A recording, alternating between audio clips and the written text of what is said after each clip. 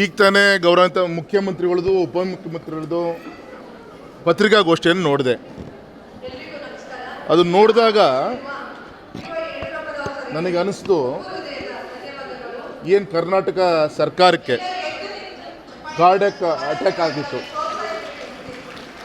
ಸದ್ಯಕ್ಕೆ ಒಂದು ಸ್ಟಂಟನ್ನು ಹಾಕುವಂಥ ಕೆಲಸವನ್ನು ಅವರೇ ಆಪರೇಷನ್ನು ಅವರ ಮುಖ್ಯಮಂತ್ರಿಗಳ ಮನೆಯ ಒಂದು ಗೃಹದಲ್ಲಿ ಮೈನರ್ ಆಪರೇಷನ್ ಆಗಿದೆ. ಸದ್ಯ ಸ್ಟಂಟ್ ಹಾಕುವಂಥ ಕೆಲಸ ಆಗಿದೆ. ಆಫ್ಟರ್ ದಿಸ್ ಸೆಷನ್ ಸದ್ಯಕ್ಕೇನು ವಿಧಾನಸಭಾ ಅಧಿವೇಶನ ಬರ್ತಾ ಇದೆ, ಹಾಗೆ ಟೆಂಪ್ರರಿ ಒಂದು ಅರೇಂಜ್ಮೆಂಟ್ ಮಾಡ್ಕೊಂಡಂಗೆ ಕಾಣುತ್ತೆ. ಆಮೇಲೆ ಅದು ಸಿಸರಿನ್ನೋ ಏನೋ ಅಂಥೇಳಿ ವಿಧಾನಸಭಾ ಅಧಿವೇಶನ ಆದಮೇಲೆ ಈ ರಾಜ್ಯ ಜನರಿಗೆ ಗೊತ್ತಾಗುತ್ತೆ. ಆಮೇಲೆ ಪೇಷಂಟು ಬದುಕುತ್ತೋ ಸತ್ತುತ್ತೋ ಸರ್ಕಾರ ಅನ್ನೋದು ಆಮೇಲೆ ಗೊತ್ತಾಗುತ್ತೆ. ನಾನು ಈ ಸಂದರ್ಭ ಇಷ್ಟೇ ಹೇಳೋದು, ಅವ್ರ ಪತ್ರಿಕಾಗೋಷ್ಠಿಯನ್ನು ನೋಡಿದಂಗೆ ಆಶ್ಚರ್ಯ ಆಯಿತು. ಅವರ ಪ್ರಕಾರ ಮೊದಲನೇ ಆರೋಪ ಸ್ಥಾನದಲ್ಲಿ ನಿಲ್ಲಿಸಿರೋದು ನಮ್ಮ ಮಾಧ್ಯಮದ ಸ್ನೇಹಿತರನ್ನ, ಎರಡನೇ ಆರೋಪ ಪಟ್ಟಿಯಲ್ಲಿ ನಿಲ್ಲಿಸಿರೋದು ವಿರೋಧ ಪಕ್ಷ ನಮ್ಮನ್ನು. ಅಲ್ಲರಿ, ನಿಮ್ಮ ಜಗಳಕ್ಕೆ ನಮ್ಮ ಮಾಧ್ಯಮ ಅಥವಾ ನಮ್ಮ ವಿರೋಧ ಪಕ್ಷಕ್ಕೆ ಯಾಕೆ ಹೊರೆ ಮಾಡಲಿಕ್ಕೆ ಹೋಗ್ತೀರಿ? ಜನ ಬೀದಿಲಿ ಮಾತಾಡ್ತಾ ಇದ್ದಾರೆ. ನಿಮ್ಮ ಫೇಲ್ಯೂರು, ನೀವು ಅದನ್ನು ಮುಚ್ಚಿಟ್ಕೊಂಡು ಈಗ ನಮ್ಮ ಶುಗರ್ ಕೇನಿಗೆ ಸಂಬಂಧಪಟ್ಟಂತೆ ನಾವು ಮಾತಾಡಿದ್ವಿ, ಕೇಂದ್ರ ಸರ್ಕಾರಕ್ಕೆ ನಮ್ಮ ಪಾರ್ಲಿಮೆಂಟ್ ಮೆಂಬರ್ಸ್ ಎಲ್ಲ ಕರ್ಕೊಂಡು ಹೋಗಬೇಕು ಅಂತ ಯೋಚನೆ ಮಾಡ್ತಾ ಇದ್ದೀವಿ, ಇನ್ನೊಂದು ಕೊಡುಗೆ ಮೆಕ್ಕೆಜೋಳಕ್ಕೆ ಬೆಂಬಲ ಬೆಲೆ ಬಗ್ಗೆ ಈಗ ಮಾತಾಡ್ತಿರಲ್ಲ.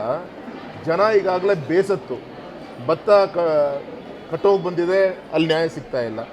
ಮೆಕ್ಕೆಜೋಳ ನಿನ್ನೆ ಘೋಷಣೆ ಮಾಡಿದ್ದಾರೆ, ಈಗ ಆಲ್ರೆಡಿ ಅರ್ಧಕ್ಕರ್ಧ ಮೆಕ್ಕೆಜೋಳ ಸಿಕ್ಕಿದ ರೇಟಿಗೆ ಪಾಪ, ಯಾಕಂದರೆ ಇಟ್ಕೊಳ್ಲಿಕ್ಕೆ ಬರಲ್ಲ, ಹಾಳ ಹೋಗುತ್ತೆ, ರೇಟಿಗೆ ಕೊಟ್ಟಾಗಿದೆ. ಈಗ ಇನ್ನು ಕಬ್ಬಿನ ವಿಚಾರ ಏನು ಅಂತೇಳಿ ನೀವೆಲ್ಲರೂ ಕೂಡ ರಾಜ್ಯ ಜನ, ಇಡೀ ದೇಶ ಜನ ನೋಡಾಗಿದೆ.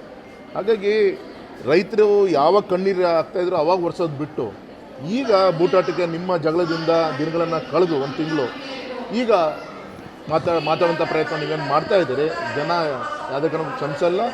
ಮತ್ತು ಇವತ್ತು ಏನಾಗಿದೆ, ಹಿಡಿದು ಟೆಂಪ್ರವರಿ ಪ್ಯಾಚ್ ವರ್ಕ್ ಆಗಲೇ ಹೇಳಿದಾಗೆ ಸದ್ಯಕ್ಕೆ ಒಂದು ಸಣ್ಣ ಸ್ಟಂಟನ್ನು ಹಾಕ್ಕೊಂಡು ಮುನ್ನಡೆಸುವಂಥ ಪ್ರಯತ್ನ. ಆಫ್ಟರ್ ದಿಸ್ ಸೆಷನ್ ವಿಧಾನಸಭಾ ಅಧಿವೇಶನ ಆದಮೇಲೆ ನಿಜವಾದ ಇನ್ನೊಂದು ಮುಖವನ್ನು ನಾವೆಲ್ಲ ಕೂಡ ನೋಡಿದ್ದೀವಿ.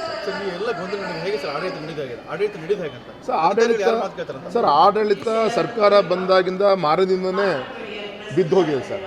ಅವತ್ತಿಂದನೇ ಚರ್ಚೆ ಇರುತ್ತೆ ಎಲ್ರದ್ದು ಕೂಡ.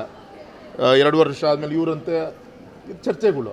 ನೀವೇ ಎಷ್ಟು ಮಾಡಿ, ಒಬ್ಬ ಮುಖ್ಯಮಂತ್ರಿಗಳು ಇನ್ನು 2 ವರ್ಷ ಬಿಟ್ಟು ಮುಖ್ಯಮಂತ್ರಿ ಸ್ಥಾನ ಚೇಂಜ್ ಆಗುತ್ತೆ ಅಂದಾಗ ಅಧಿಕಾರಿಗಳು ಯಾವ ರೀತಿ ಸ್ಪಂದನೆ ಮಾಡೋಕ್ಕೆ ಸಾಧ್ಯ? ಇದು ಕಳೆದ 2 ವರ್ಷದಲ್ಲಿ ನಾವು ನೋಡಿದ್ದು. ಯಾವುದೇ ಕೆಲಸಗಳು ಆಗಿಲ್ಲ, ನಮ್ಮ ಕೂಗಿಗೆ ಬೆಲೆ ಕೊಟ್ಟು ಈಗ ಸ್ವಲ್ಪ ಗುಂಡಿ ಮುಚ್ತಾ ಇದ್ದಾರೆ. ಇನ್ನು 2.5 ವರ್ಷ ಇದು ಇದೇ ರೀತಿ ನಡೆಯುತ್ತೆ ಸರ್. ನಮ್ಮ ದೌರ್ಭಾಗ್ಯ ನಮ್ಮ ಕರ್ನಾಟಕದ ಜನರದ್ದು ಅಂತ ನಾನು ಹೇಳಲಿಕ್ಕೆ ಇಲ್ಲ. ಅದು ಯಾರು ಮಾತಾಡಿದ್ರೆ ಅವ್ರಿಗೆ ಕೇಳಬೇಕು ಸರ್. ಪ್ರಶ್ನೆ ಪಾಪ ಅವ್ರು ಹಿರಿಯರಾಗಿ ಅವ್ರ ಅನುಭವದ ಮೇಲೆ ಹೇಳಿದ್ದಾರೆ. ನಮ್ಗೆ ಯಾರಿಗೂ ಗಮನಕ್ಕೆ ಕೂಡ ಬಂದಿಲ್ಲ. ಗೌರವಾನ್ವಿತ ಕುಮಾರಸ್ವಾಮಿಗಳು ಬರ್ತಾ ಇದ್ದಾರೆ, ಒಂದು ಆಶಾದಾಯಕ. ಮಧ್ಯಾಹ್ನ ನಾವು ಅವರು ಒಟ್ಟಾಗಿ ಇವತ್ತು ಭದ್ರಾವತಿಯಲ್ಲಿ VSL ಅಧಿಕಾರಿಗಳು ಸಭೆಗಳು ನಡೀತಾ ಇದೆ. ವಿಶ್ವಾಸ ಇದೆ, ನಮ್ಮ NDA ಸರ್ಕಾರ ಬಂದಾದ ಮೇಲೆ ಮೋದಿಜಿಯವರ ನೇತೃತ್ವದಲ್ಲಿ ವೈಜಾಗ್ ರೀಓಪನ್ ಮಾಡ್ತಾ ಇದ್ದೀವಿ. ನಿನ್ನೆ ಸೇಲಂ ಪ್ಲ್ಯಾಂಟಿಗೆ 500 ಕೋಟಿ ಘೋಷಣೆಯನ್ನು ಮಾಡಿದ್ದಾರೆ. ಸೊ 3ನೇ ಹಂತ ಒಂದು ಒಳ್ಳೆಯ ಸಿಹಿ ಸುದ್ದಿ ಆದಷ್ಟು ಬೇಗ ನಮ್ಮ NDA ಸರ್ಕಾರ ಕುಮಾರಸ್ವಾಮಿಗಳು ನಮ್ಮ ರಾಜ್ಯಕ್ಕೆ, ನಮ್ಮ ಜಿಲ್ಲೆಗೆ ಕೊಡ್ತಾರೆ ಅಂತ ನನಗೆ ವಿಶ್ವಾಸ ಇದೆ ಸರ್. ನನ್ನ ಪ್ರಯತ್ನ ಅವತ್ತಿನ ದಿನ ಕೂಡ ಆಕ್ಸಿಜನ್ ಕೊಟ್ಟು VSL ಸಂಸ್ಥೆಗೆ ಏನೇನು ಇವತ್ತಿಗೂ ಜೀವಂತ ಉಳಿಸ್ಕೊಂಡು ಹೋಗೋ ದಿಕ್ಕಿನಲ್ಲಿ ನನ್ನದೇ ಆದಂಥ ಪ್ರಯತ್ನ ಇದೆ. ಈಗ ಅದನ್ನು ಹೆಲ್ತಿಯಾಗಿ ತೆಗೆದುಕೊಂಡು ಹೋಗುವಂಥ ದಿಕ್ಕಿನಲ್ಲಿ ನಮ್ಮ ಕುಮಾರಸ್ವಾಮಿಗಳ ಒಂದು ಪ್ರಯತ್ನ ದೊಡ್ಡ ಒಂದು ಶಕ್ತಿ ನಮಗೆ ತುಂಬುತ್ತೆ ಸರ್. Thank you.